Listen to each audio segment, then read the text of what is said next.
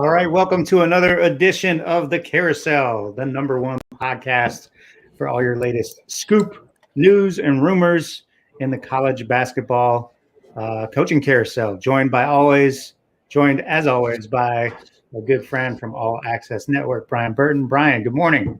Good morning. Good morning. What up, Adam? Yeah, how are you? Post birthday hangover. You doing good? I'm good. No hangover. No hangover today, sir. That's good. That's good. We had a busy night. I celebrated with day 2 of the Rising Coaches Speaker Series. Molly Miller from Grand Canyon was unbelievable. She actually had her cell phone out.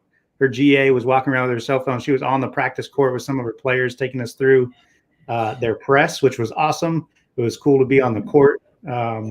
Felt like a normal coaching clinic almost. That's awesome. That's awesome. And then James Jones, head coach at Yale, 5-time Ivy League champion, joined us and was awesome. He was so genuine and just talked about the profession.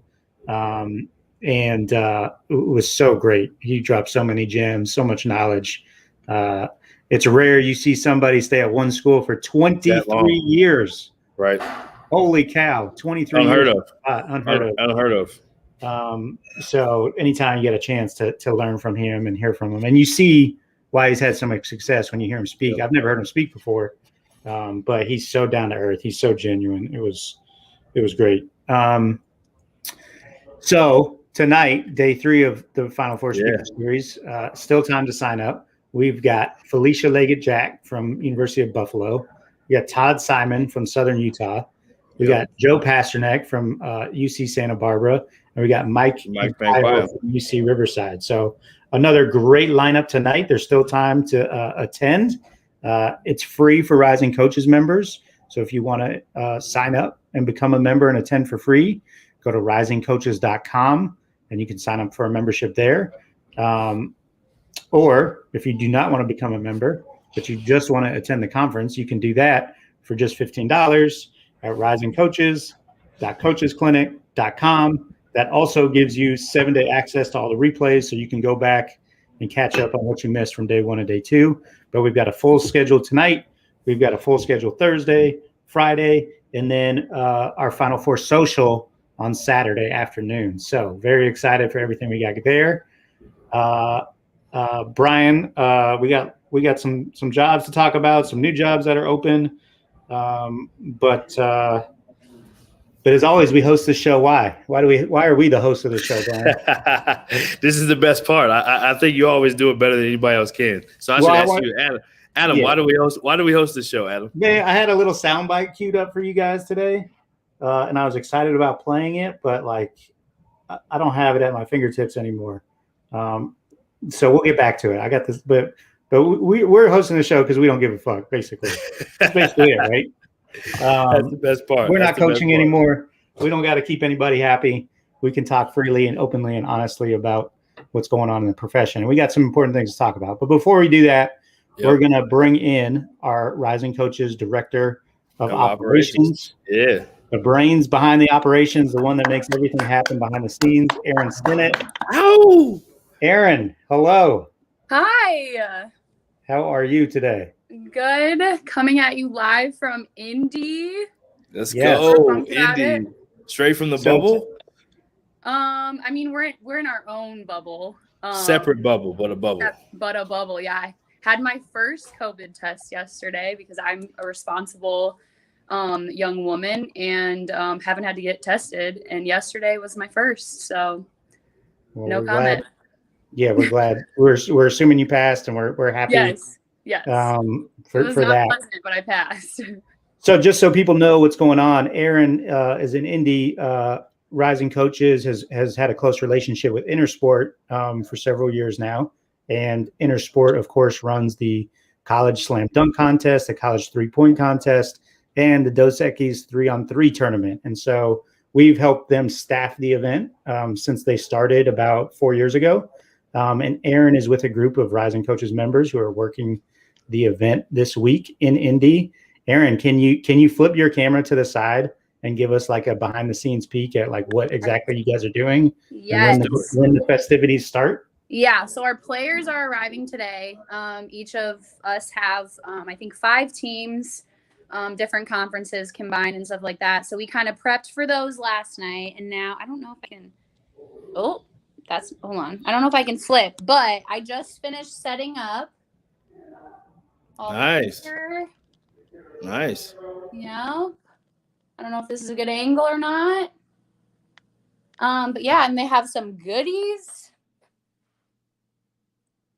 And yeah, so our players will be arriving from the airport today. So my next job is to head over to the airport and go make sure everyone made their flights and got on their planes, which is really important. And then we'll check them in, and then they'll actually come and be in their bubble. They'll get COVID tested and all of that, and then they start practice tomorrow. So they'll practice and get ready to. And then after that, they'll get COVID tested again. And then the real stuff starts Friday. So it'll be streaming live on Twitter the entire time, April 2nd through the 4th. And it'll be on ESPN2, I believe. Nice. So yeah. And you're also working the 3-point contest. Oh yeah. Thursday night, tomorrow night, right? Yeah, and actually 2 of our players that are in the 3-on-3, we get to bring over with us. So they're actually in the 3-point shooting competition for the NCAA and the slam dunk competition. Awesome. So I'll be working that tomorrow night. And I'm assuming it's at Lucas Oil, but we'll see. I'm pretty sure it is. You should probably find that out before tomorrow. I just know that I have to get on a bus at a certain time, Adam. You don't ask questions. You just do what the people above you tell you, and yes, sir. Yes, ma'am. And you get it done. That's about as far as I am right now. So well, it's nice to see some coaches in Indy. Obviously, the Final Four coaches convention is not happening this year, having to do it virtual again due to COVID, but this event continued, and we had an opportunity to send some of our members out there to work. And so it's nice to see you guys out there around the action and around some March Madness festivities. Yes. And we will get you that selfie, Adam. I will get you your selfie. Yeah. I got to get a picture with the whole Rising Coaches crew out there. Gotta have it. How many Rising Coaches crew do we have? It's like 5 of us. We've got 5 working this year. Nice. We got a slimmer. They asked for a slimmer crew. I like it. COVID. Yeah. Let's go. I heard that there's usually like a Dobo per team, and now we're triple, quadruple duty. So I'm super pumped. I love it. This is definitely right up my alley. Love events. Being young, I feel inspired again to stick it out and get through this pandemic and throw some stuff on my resume, and obviously represent Rising Coaches. So a lot of people have been complimentary about our organization. So it's awesome to work and represent that.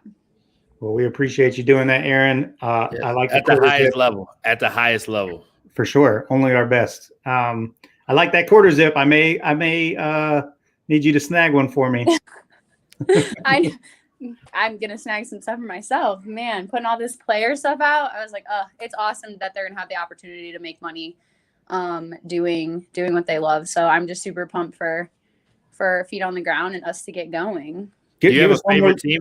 You have a favorite team you're gonna root for? Sorry to cut you off, Adam. No, you're good.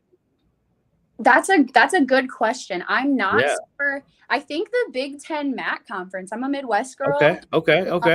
I'm super familiar with that conference, and it's a high level, obviously. But yeah. So I think I'm gonna root for those guys. But obviously, I'm gonna stay very neutral and support all my players as best as I can. But I'm home. I'm in Indy. I'm in Midwest. So it's great.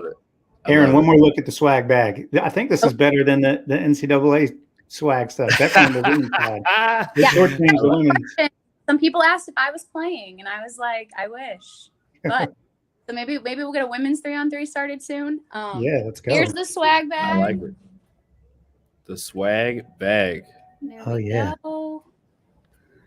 Looks like Under Armour must be a sponsor. Yeah. Jimmy John's got a little Jimmy John's there.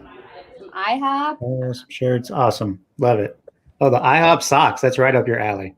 Oh, yeah. All right. Well, Aaron, thanks so much for jumping on and keeping us posted on everything you got going on up there. Have fun. Awesome. Thank you. All right. See you later.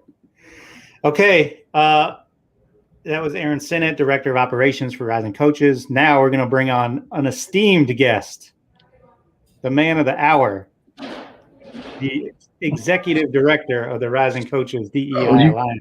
You guys make me feel so good, man. And I'm the one and only, baby, the one and only. Listen, Aaron is out there with her swag bag and enjoying it. And, we here quarantine or just staying safe. And, man, I'm jealous, but she seemed like she's having a real good time out there. Absolutely. Absolutely.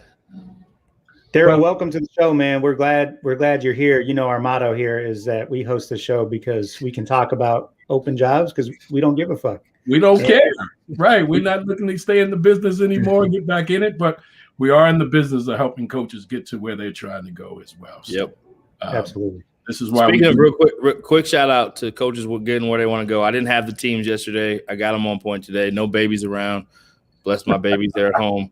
I'm not at home. So UCLA shout out, going from first four to Final Four. Mick Cronin in year 2. Juwan Howard, incredible job, especially without one of his top 2 players in Livers.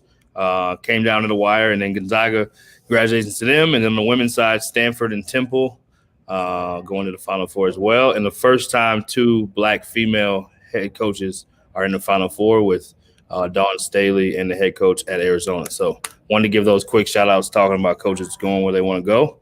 Back to you, Daryl.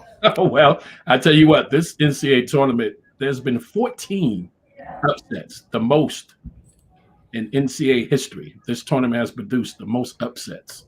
UCLA going from the first 4 to the last 4. I mean, it's been tremendous as well. And as you know, as part of being here, as part of the coaching carousel, there's a lot of movement, gentlemen.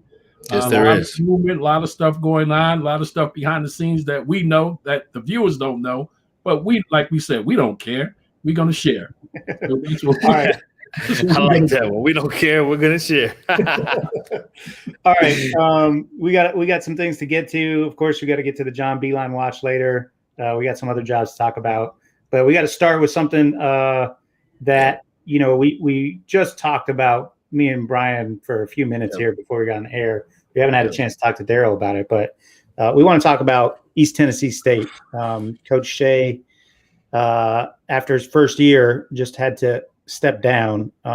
Still no official statement explaining. It's pretty vague.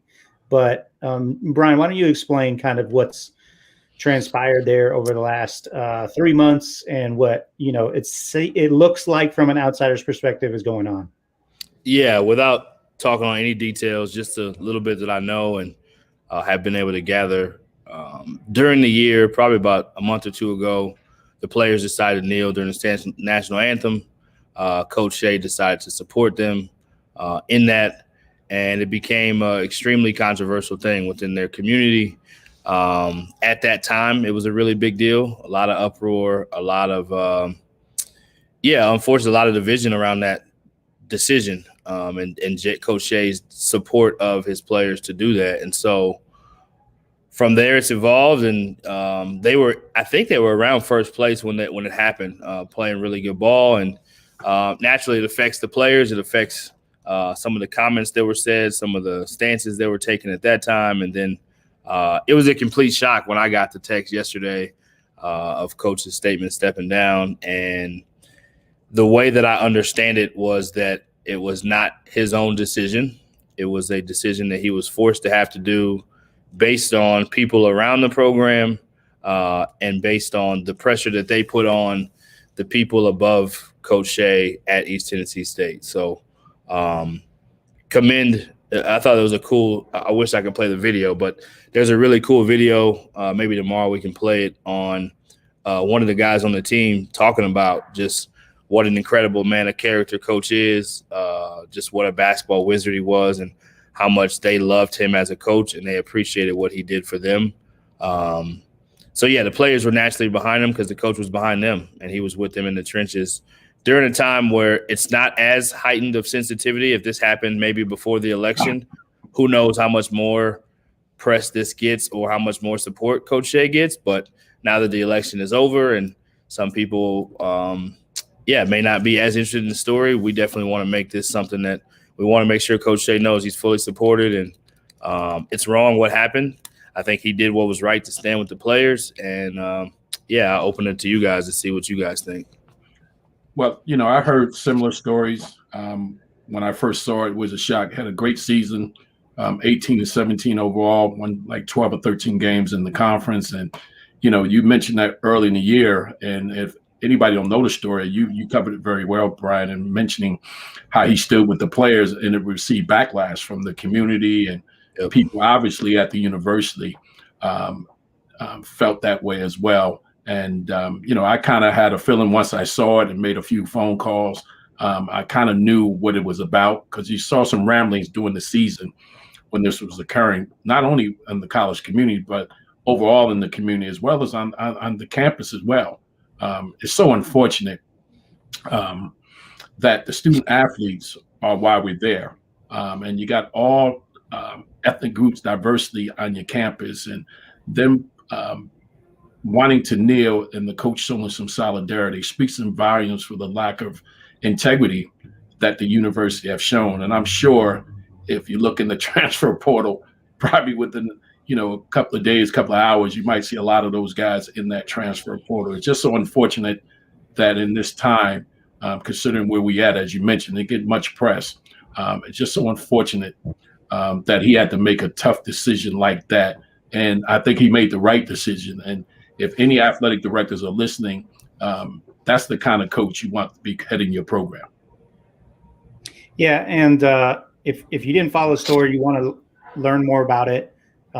Representative Vincent Dixie of the 54th District in Tennessee has done a great job talking about this the last 3 months on Twitter.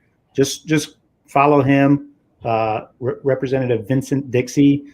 He had some – I remember watching a couple months ago when this first happened. It was being discussed in state assembly meetings. Elected representatives were putting pressure on the school president and athletic director. Hey, this is a state school. They're receiving state money. These kids shouldn't be kneeling. Unbelievable to hear that. Not surprising given everything we've seen in the last 3-4 years, but still very disturbing. And to see how this has transpired, a couple months later. We should also mention, I don't know if this is related or not, but they also made a change in their women's program. Dr. Zell stood up and made a very public statement supporting the athletes as well. And she was let go after the season as well. Now, different circumstances. They didn't have quite the amount of recent success the men's program had. So who knows? But let me ask you guys this, Daryl, Brian. Let's start with Daryl. Like, what can be done now? What would be a response that would be satisfying at this point? You can't bring Coach Shea back. But what would be something that would make you feel like there's been some justice or atonement? Or is it just seeing their program, decimated by the portal? I mean, that doesn't sound great either, but what do you think? Yeah, that doesn't solve the issue in itself. I don't think there's anything that can do. I think pretty much what they have done has spoke volumes. I don't think there's any damage control that can be done. But I think what the student athletes can do, not just those on the basketball team, but those are in the whole athletic department, regardless of their ethnicity, should really, really come forward and make a stand themselves, because those people there at the school themselves, whether it's administration, athletic administration, wouldn't have a job if it wasn't for the students, student athletes, particularly in the athletic department. So you're there for them. And we live in a country where you should be able to voice your opinion. I often say this generation are courageous. They're the change agents. Unlike the older generations, when I was coming along and older, you're not going to be able to change them. But this generation can exact change if they want to. So hopefully those students, not just the student athletes, the students across the campus themselves will make a stand and make a statement as well. But I don't think anything that the university can do to try to speak, because, it's public knowledge exactly what has transpired over the last 3 months, as you mentioned, being covered out there in Tennessee. And I would piggyback Adam and just say, I think more so, university aside, what can be done for college basketball, for Coach Shea, for people to feel like, okay, they were held accountable for this action that they chose to do within their university grounds. But again, what would you say would be something that would make people feel like, okay, there's justice has been served? Well, I think it starts with the university president, the leadership, as well. Obviously, there was no concerted effort to keep Coach Shea. Everything has to cross his desk, of course. And then you've got the board there as well. So it all depends on the leadership. It all depends on the pressure because, people choose party over principles these days. And that's being shown in our politics, as well. And you don't know who's got what power over who. And in regards to saying, hey, we have to, get Coach Shea out of here. We're not going to allow him to do this. We disapprove or whatever the case may be. So somebody's going to have to make that tough decision like Coach Shea did in regards to standing for doing what's right instead of standing on what the party is or who they're allegiance to. And that's where we stand at in this country overall. You just gave a perfect example of a man who left his livelihood to stand on integrity and do what's right. He said, I can't be here and coach under these circumstances if you're not going to allow these student athletes to express themselves and show their discontent. And it also shows the insensitivity to what's going on in our society as well, particularly in the Black community. Well, and what I would like to see, not that this would solve any problems, but I think it would help in terms of a feeling of solidarity and community within our profession, is if some of the bigger institutions in the state stood up and voiced their support for Coach Shea and the student athletes. ETSU, no offense to them, but it's a mid-major program in a state, probably outside their region. Not too many people follow it closely, but people all over the state follow University of Tennessee. Would love to see Rick Barnes stand up. The football coaches stand up at the University of Tennessee. Memphis is another major state institution. And that's where you can start applying pressure, because you know what people love more than their politics?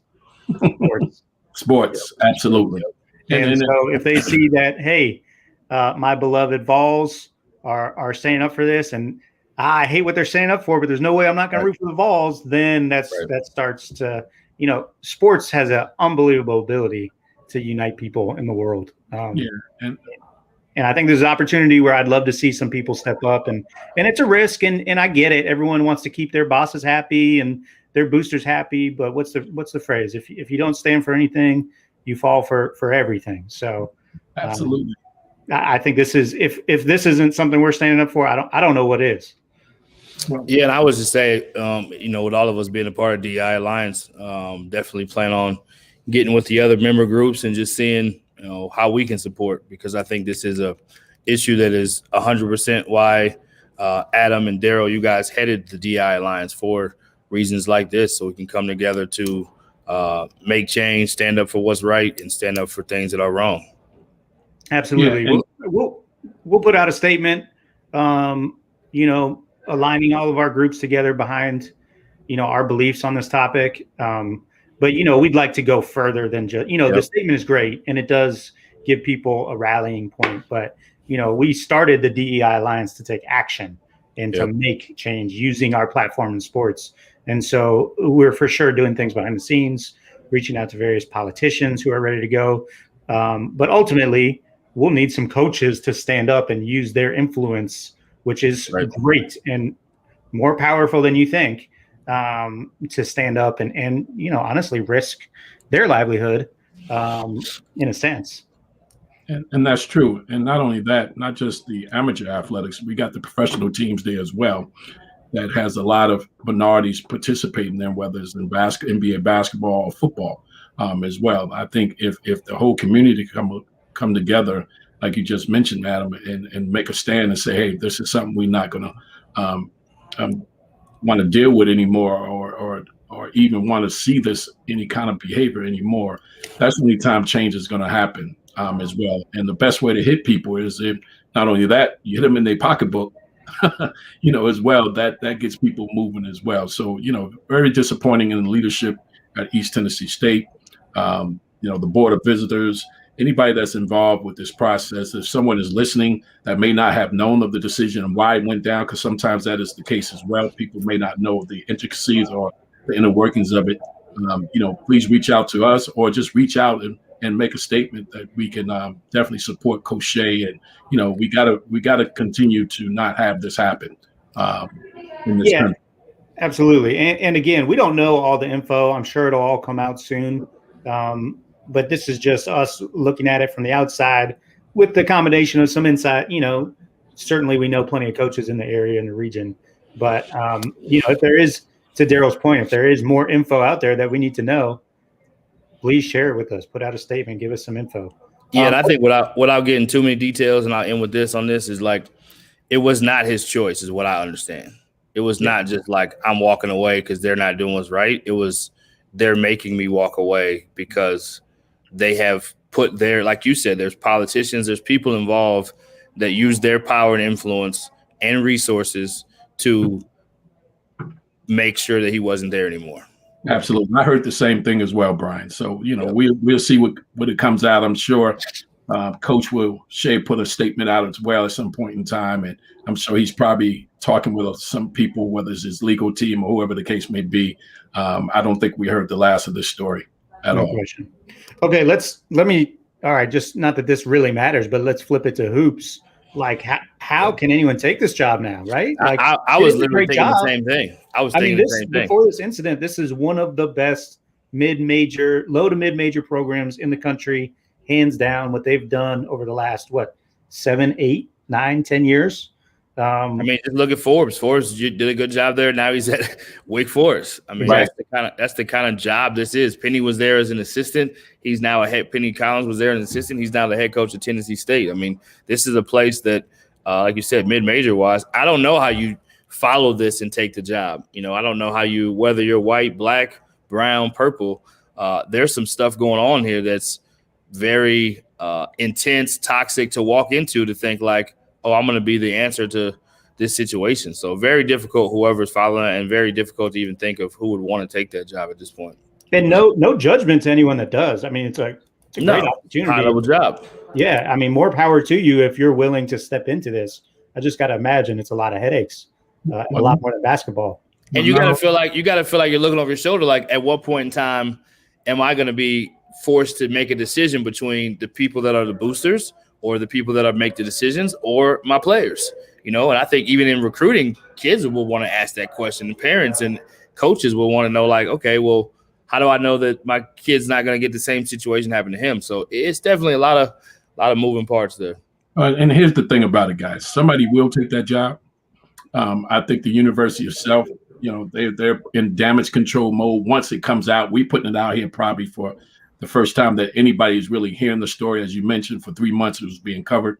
But they're going to have to do some damage control. And I think once this really hits the press, who knows, just by people watching us today can start to really get out there as well. I think they're going to do that. But someone will take the job, and hopefully whoever takes the job can bring about some change and get in there and start to try to change people's minds about, what is right and what's not right in terms of people equal rights and the rights to protest and whatever they decide to do as well within the laws.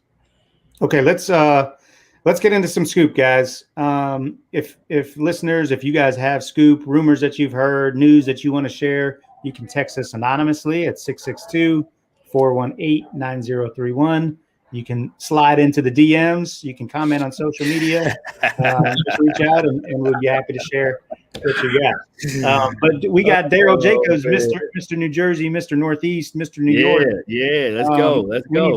We need some scoop for the Northeast. Tell us what's going on in Hofstra. Well, there's a lot of speculations. A lot of New York guys involved in this, as well. The name I'm hearing is a current assistant there, Speedy Claxton.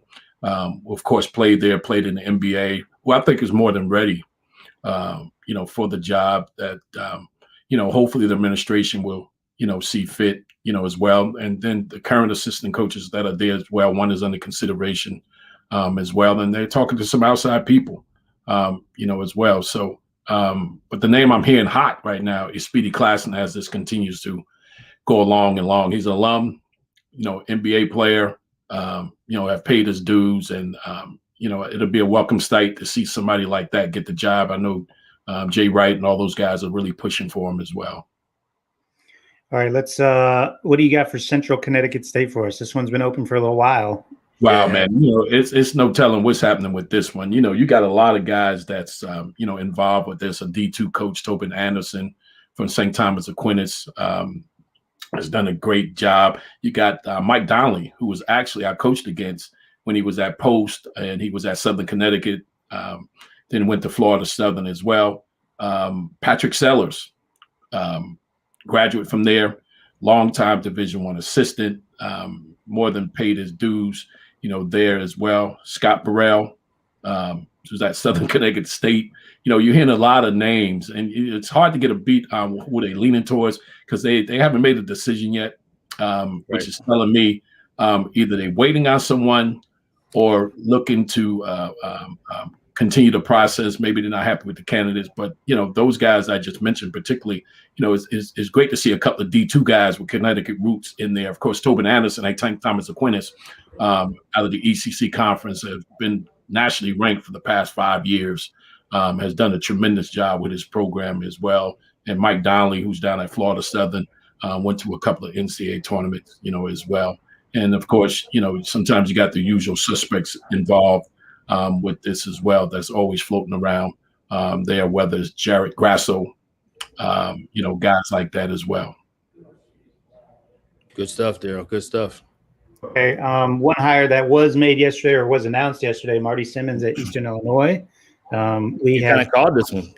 Yeah, we had talked about this one for a while. It came down to Marty Simmons, Link Darner, former head coach at Wisconsin Green Bay, Armand Gates, assistant coach at Nebraska, and Rod Judson, longtime coach, former coach at Indiana, Illinois.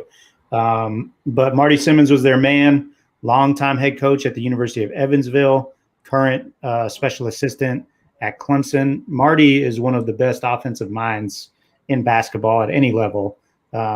This is a hard job to win at. Probably one of the most challenging jobs, if not the most challenging job in the OVC. But I can assure you, game in, night out, they will be one of the best coached teams in the conference. Well, I was hoping that Luke got the job, having coached against him at Florida Southern, lost him in the NCAA tournament. He went on, like you mentioned, at Wisconsin Green Bay, done a great job. I thought he had a real good shot at it. But congratulations to Marty Simmons on getting the job. And he's like you mentioned, Adam. He's a great coach, great X&O guy, and they got a good one. Okay, it's now time for our daily John Beilein watch. Has anybody seen him? We have unconfirmed rumors that we saw him in Norman, Oklahoma. His sleeves were rolled up. We cannot confirm that, but that is the latest on the John Beilein watch. Speaking of Oklahoma, Daryl, what are you hearing there? That's obviously one of the big prize jobs still open. Yep. What do you think? Well, the Beilein story is really I can tell you there's some truth to that. And I have an inside source. There's some truth to that as well. And also they're still looking. The AD, Joe Castigliano, is one of the best in the industry. And they're looking for probably a sitting head coach actually as well, besides if they can't get somebody like Coach John Beilein. But they're looking for a sitting head coach with some success, whether it's at a mid-major or Power 5 as well.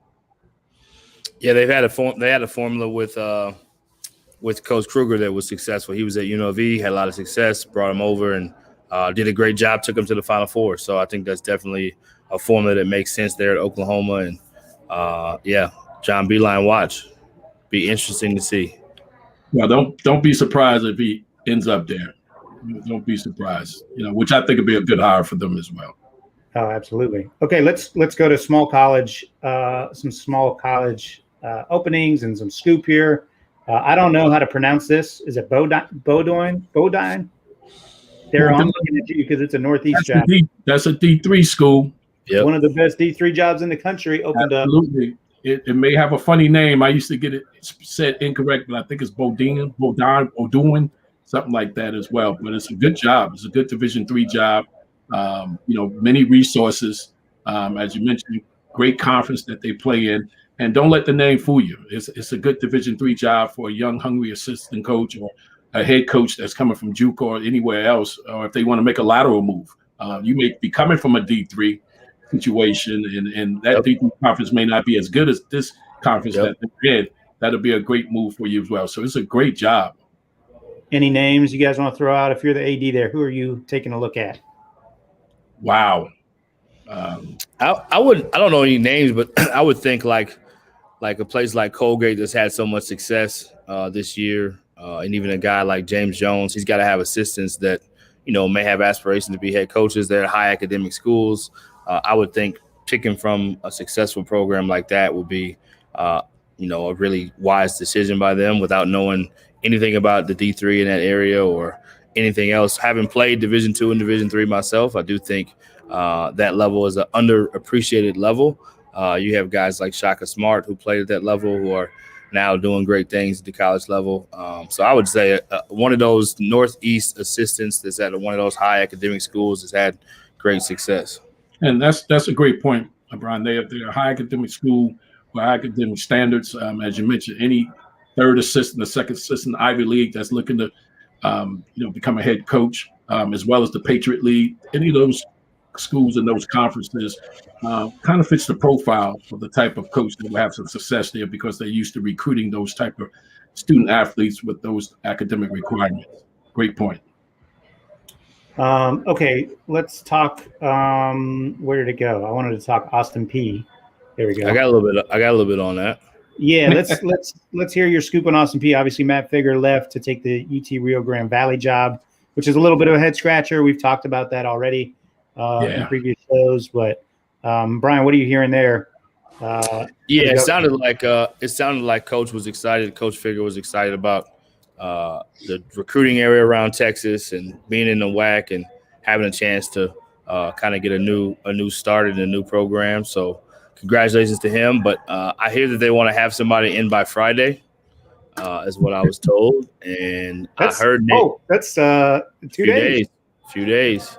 I heard Nate James from Duke was a name that was told that he may be one of the guys that very possibly could take this job. But I heard that Austin Clonch from Nicholls State is interviewing. So similar to how we kind of heard that Figger was interviewing and was on campus at UTRGV, and the next thing you know, he takes the job. I wouldn't be surprised of a guy like Austin Clonch. He makes a lot of sense.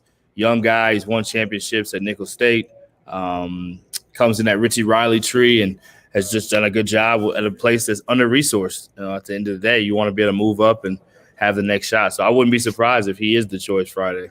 Yeah, Austin Clonch is phenomenal. He doesn't get as much recognition as he should. The youngest head coach in the country. The youngest head coach in the country, and won a championship at Nicholls State, guys. Nicholls State. In the same conference with Stephen F. Austin, Sam Houston State, and Abilene Christian, who made their run in the tournament, who was one less win than they had. So Nicholls had one more win, the same amount of losses. They did not play each other in the regular season, but incredible job at a place that, Nicholls State is probably rated the worst job in that conference. I know you hate the ratings for jobs, but it's probably the worst. No, for sure. And honestly, I think Austin Peay is a good job. Let's first of all put that out there. It's a very good job in the OVC. It's probably right around the between third and fifth best job in the league, somewhere in there, behind Belmont, of course, and then Murray State. And you got some conference realignment. You got Eastern Kentucky leaving, which is certainly going to help. It's going to make the league more wide open. And Jacksonville State is leaving, who's been really good. So Austin Peay is a good job. But if I'm an AD I'm taking Austin Clonch at a higher level than Austin Peay. Like I think he deserves. I mean, again, proven that he can win at a place like Nicholls. But if I'm Austin Clonch, I don't know how long I'm going to stay there at Nicholls. I don't know how sustainable success really is down there. Right. And so, this would make sense if he gets the opportunity. It'd probably be hard to pass up. Some names, I haven't heard these names, but some names I would certainly consider. Ronnie Hamilton at Ole Miss, assistant coach at Ole Miss. He's been in the business for a long time, has done a great job, has not had opportunity to be a head coach yet, but certainly has earned it. And then Rick Cabrera, current assistant coach at Arkansas State. Daryl's laughing because he's a Northeast guy. I like that one. But Rick is Mr. OVC. He's been around the league for years. He does a great job, not only on the recruiting trail, but also on the floor. Very well respected and has a lot of head coaching experience at Lackawanna Community College. Is that right? That's correct. Back when I was recruiting those guys, years and years ago. Yeah, he's actually my favorite.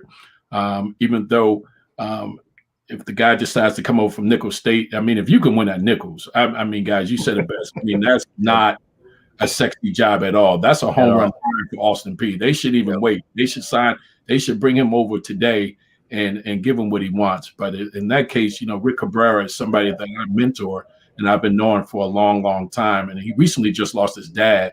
As well. So, I'm hoping that he gets the opportunity, as you say, paid his due. Tremendous job at Lackawanna Junior College. I actually recruited a lot of players from him. That's how I really got to know him as well. Either way, that'll be great for him if decides not to take it and stay at Nicholls. But if I'm him, I strike while the irons are hot. Like you said, being sustainable at Nicholls could be short-lived. Yeah, and I do know that Ronnie Hamilton and Rick Cabrera both interviewed, I believe, at Tennessee Tech maybe 2 years ago. Also in OVC, the athletic directors talk. They compare notes all the time. So I wouldn't be surprised if those guys got a phone call, for this job as well. What else you guys want to talk about? Do we have anything else? I'll let Daryl. He's a special guest. I'll let him jump in. We want to take a stab at DePaul. What's going on there?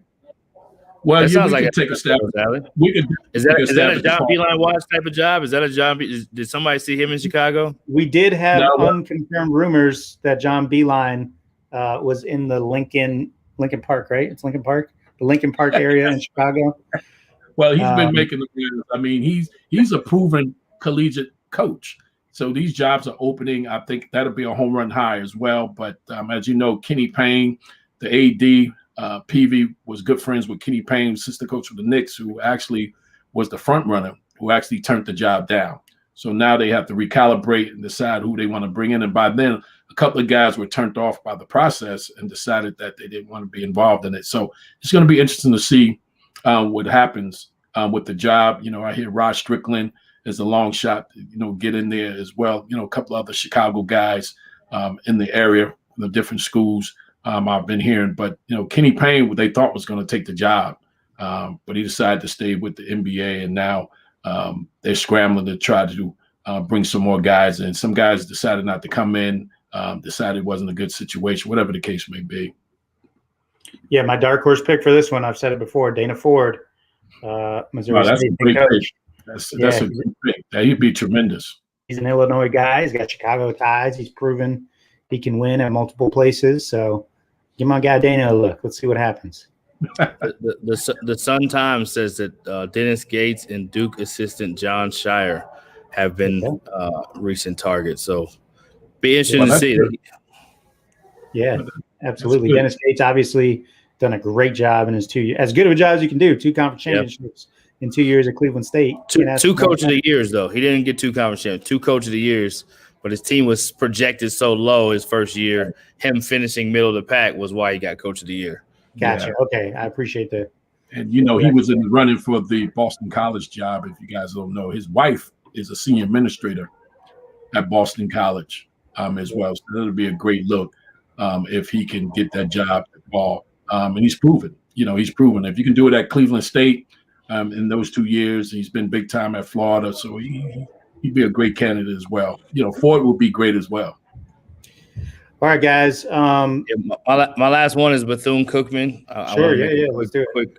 Quick pitch for not only a friend of mine, but just a really good basketball coach. I think we've seen it happen, right, where assistant coaches Coach Shea was a perfect example. He did a really good job in his first year, helped coach move on.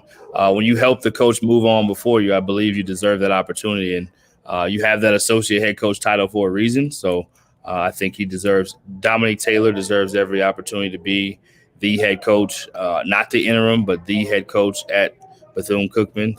I think similar to what we saw with Terrence Johnson this year at Texas State, similar to what we saw with Isaac Brown. Those guys got thrown in the fire and won championships, but they knew the lay of the land. They had recruited the players there. They knew the inside. So I want to make a real legit push for Dominique Taylor to be the next head coach of Bethune-Cookman. Has been a head coach already. Again, best friends with Coach Ritter, and Coach Ritter has definitely endorsed him to do so. So we're following suit. Well, Make your push. I don't think they're listening. I don't think the AD's listening. I don't think he is either. We're gonna have to get to him some other way. Well, I noticed. I happen to know people in the administration, and I think Dominic has done a great job. But I think Anthony Evans, assistant coach at Fordham this past year, who was the head coach at Norfolk State, who went undefeated in the MAC, took them to the NCAA tournament, beat a number 2 seed in Missouri, left there and went to FIU, Conference USA, did a great job as well. I think with his experience at the black college level, particularly with them going into the SWAC, I think he'd be more than ready. I think he'd be the best candidate for the job. Nothing against Dominic, because Dominic has not sat in that chair. The other guys you mentioned, he sat in that chair. He sat in that chair in junior college. Bethune-Cookman. I mean, the other guys were in the chair this year. They were interim. They actually had a chance to coach. But I think Anthony Evans will be the best person for that job if they want to get to that next level going into the SWAC. Nothing against Dominic. We'll have to disagree live on the air. I took the mic to make a push for my guy, and then you took it from me, but that's okay. That's all right. The coach you mentioned. I got to push my guy. The coach you mentioned can have another job in the HBCU. Dominic Taylor should be the head coach at Bethune-Cookman. He helped his coach move on to the next level. He deserves the opportunity. Well, there's no doubt that Anthony Evans, one of these guys, and we've talked about this too, he deserves another chance to be a head coach. Are you kidding me? The guy had so much success. He went to FIU, which is a very hard job. He actually did a pretty decent job there. But he got let go. And now, like sometimes you look at who gets recycled on these hires and then you scratch your head. And then you look at other people. We've mentioned him. We've mentioned Marvin Menzies. Like, why are these guys not getting other opportunities to run a program? Like, they've proven they can do it. Just because you win at 3 programs and then one doesn't quite work out doesn't mean you forgot how to coach. Just sometimes there's circumstances involved. But not only that, you mentioned circumstances at FIU. He inherited a program whose APR was far below standard. He only could recruit certain type of individuals there, and he was in the middle of the pack. And I'm saying this, because as you mentioned, I think he will be the best candidate for the job. And nothing against Dominic. I just think somebody that they're looking for to get to the program to the next level. I think Evans can go in there and do that. And he's been in Florida. He was at FIU.